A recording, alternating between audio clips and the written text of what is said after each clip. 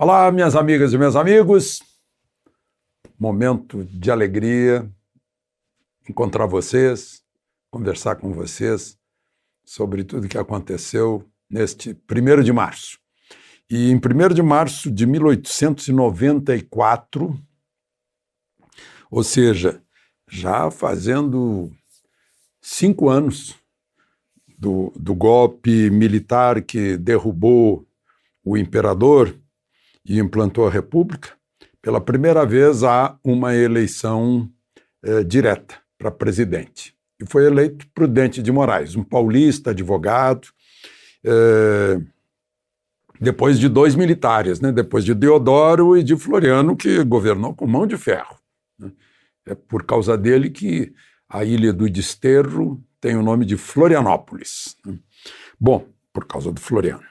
E no governo de Prudente de Moraes, ele ainda teve que encerrar a Revolução Federalista do Rio Grande do Sul, teve aquele desastre lá em Canudos, né, que foi posto o exército para eliminar uma comunidade fanática, pobre, e não era uma solução militar, de jeito nenhum. Né? Um absurdo. Canudos, né? Antônio Conselheiro. Bom, o Prudente de Moraes teve 9 filhos, presidente da República, e morreu de tuberculose aos 61 anos. Um pouquinho de história, né? Hoje a gente pode falar em Prudente de Moraes, a pessoa pensa que é uma avenida lá em Ipanema, né? Bom, não esqueça de se inscrever e de dar o seu like ou o seu dislike ao final.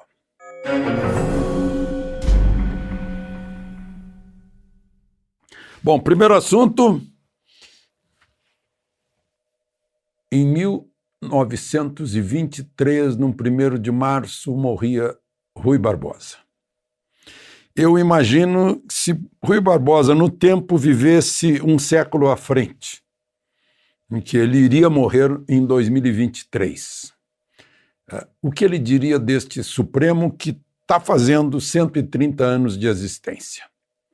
Atribuem a Rui Barbosa, eu não achei em lugar nenhum essa frase, porque põe a frase na rede social, eu quero saber quando foi que ele disse, ou onde foi que ele escreveu, para quem ele disse. Essa história de a pior ditadura do Supremo, porque contra ele não há recurso. Acho que ele não diria, porque o recurso é o Senado. Né? Enfim, gostaria muito de ouvir o que Rui Barbosa teria a dizer deste Supremo. Eu sei o que dizem Ives Gandra Martins, o que diz Modesto Carvalhosa, né? Eu sei o que está acontecendo hoje, eu sei ler a Constituição e ver o que o Supremo tem feito. Né? E, aliás, hoje foi um dia muito especial em que o Supremo demonstrou, talvez comemorando seu aniversário, né, a interferência em outros poderes. E há outros poderes que se encolhem também. A Câmara se encolheu outro dia, ao confirmar, né, por 364 votos, uma prisão ilegal, totalmente ilegal, que ainda permanece. Incrível. E hoje se encolheu de novo. Eu vejo um noticiário dizendo que o presidente da Câmara, Arthur Lira, e mais deputados foram ao ministro Barroso para discutir questões de mudança na legislação federal. E ninguém se escandaliza com isso, gente. Quem tem que ir à Câmara é o ministro Barroso, ser chamado pela Câmara. Ele é presidente da Justiça Eleitoral, né? Mas o presidente da Câmara tem voto, o voto dos nossos representantes, que todos têm o nosso voto. Então, o caminho da democracia é exatamente o oposto e a gente não se escandaliza. A Câmara convidaria o presidente da Justiça Eleitoral para discutir mudanças que pretende fazer, né? Para ver o que é mais conveniente, que é mais acertado, para que a Justiça Eleitoral não seja legisladora ao regulamentar eleições. Né? É uma coisa incrível. Bom, mas não fica aí. Eu disse, hoje teve muita coisa, né? O pessoal que foi lá deu um grupo de trabalho para normatizar as regras eleitorais. Bom, o Supremo, por unanimidade, confirmou uma decisão singular pessoal do ministro Lewandowski, que manda o governo federal detalhar a ordem de prioridades na vacinação. E o governo federal atendeu, detalhou, mas o ministro Lewandowski, relator do caso, não aceitou, disse que está muito genérico, que não adianta ter grupos, tem que ter os subgrupos. Entre os idosos tem que ter os subidosos, alguma coisa assim. O Supremo, então, confirmou, e com isso o Supremo e o ministro Lewandowski substituem o Congresso Nacional, que legalmente é o fiscalizador dos atos do Poder Executivo. O ministro Lewandowski chegou a dizer que transparência, informação, é democracia, isso e aquilo, dando lições para o Executivo. Não ficou aí, não. O plenário confirmou uma decisão do ministro Barroso por 10-1, depois eu vou dizer quem foi o único voto contra, anulando um decreto do presidente da República que reduziu de 28 conselheiros para 18 conselheiros o tal de Conselho Nacional da Criança e do Adolescente. Por que reduziu? Porque reduziu o número de ministérios, então teve menos representantes. Mas não, foi 10-1 dizendo, olha, o governo tem que reconduzir esses conselheiros, esses 10 conselheiros, tem que pagar passagem e diária e hospedagem para os conselheiros que vierem de fora de Brasília, tem que ter reuniões mensais e o governo e o presidente da República não manda nada na escolha do presidente do Conselho. O ministro Marco Aurélio foi o voto contrário, dizendo que isso é uma questão do Poder Judiciário e não uma questão do Poder Executivo. Ou seja, o Judiciário não tem que se meter no Poder Executivo, é uma questão administrativa do Poder Executivo. Foi o voto perdido, o único de passo certo no batalhão. O Supremo decidiu também,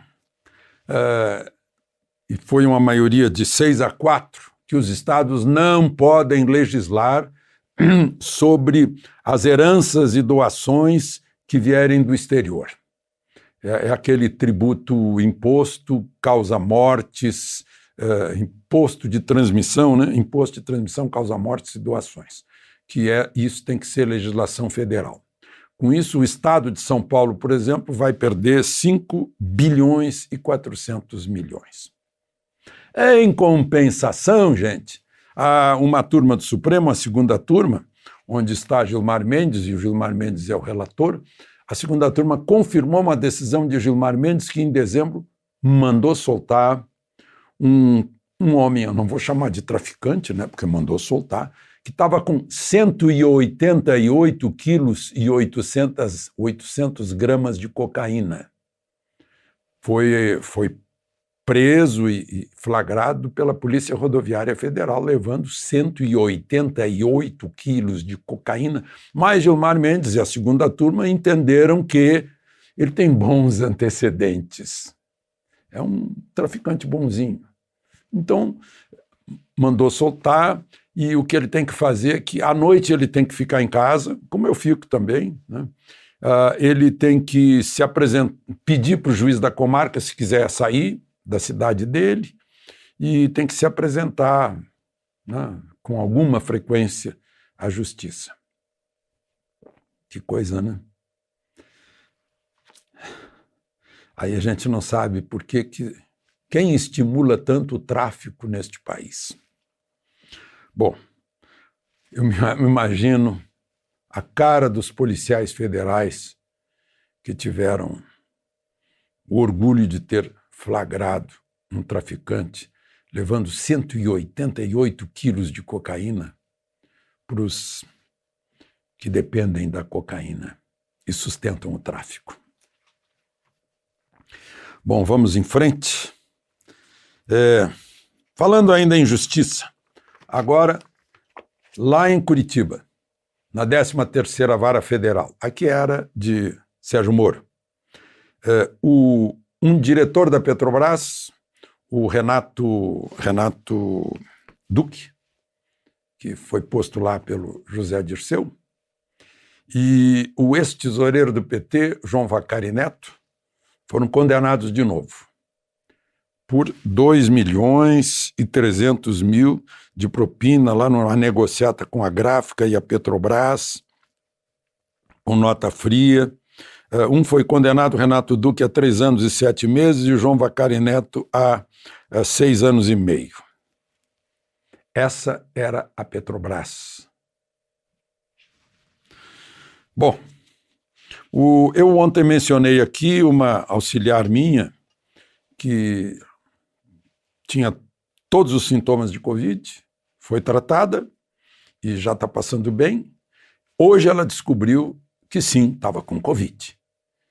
Hoje era o 7º dia depois de ter feito o teste. Só que ela não conseguia acessar na rede da Secretaria de Saúde. Ela me deu o número e a senha dela e eu tentei acessar agora mesmo. E não aparece o exame. Então ela, ou a pessoa com Covid, tem que ir ao posto de saúde onde fez o exame para saber. Vai indo com Covid até o posto de saúde. Só que ela vai ficar isolada aí por 14 dias, mas tomou todos os remédios que vocês conhecem e já passou, já está voltando, não tem mais dor nas costas, não tem mais febre, não tem mais problema na garganta, está voltando o olfato e o gosto, está voltando tudo, porque foi tratada. Tratada a tempo, porque ela só foi procurar no 5º dia de sintomas e aí o médico fez o exame e mandou ela para casa. Assim, só mandou para casa. Né? Depois é que ela foi tratada a despeito da saúde pública. Bom, mais um assuntinho aqui dessa área. O advogado do doutor Davi Wip, você sabe, né? O doutor Davi Wip coordenava aquele grupo lá do governo de São Paulo contra a Covid, hoje ainda integra o comitê, e aí ele ficou com Covid, e aí aparece uma receita nas redes sociais que foi dada por ele, para ele mesmo, de hidroxicloroquina. Né? Ele confirmou que a receita é dele, mas está processando o suspeito, que seria um farmacêutico, e agora o advogado dele disse que ele não quer nenhum acerto, né, nenhuma composição com o farmacêutico, ele quer processar mesmo, quer ir até o fim, porque sofreu muito, porque as pessoas cobraram dele, né, uma coerência a respeito disso. Enfim, o farmacêutico vai continuar, né, sem nenhum tipo de acordo. E, por fim, eu comentei aqui com vocês, né, essa novidade, essa instrução normativa entre o IBAMA e a FUNAI para beneficiar os índios em suas reservas na produção agrícola, pecuária. Né? Os índios produzem café excelente, soja, milho, castanhas. E aí eu recebo do Rogério Vian, que é um produtor agrícola e é presidente desse grupo de agricultura sustentável. É um trabalho maravilhoso.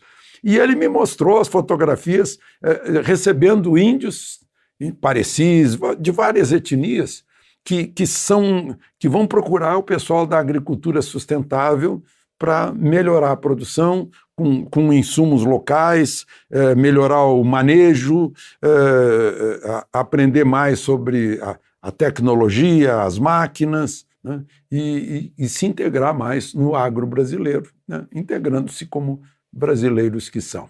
Eu sempre termino com boas notícias. De Brasília, Alexandre Garcia.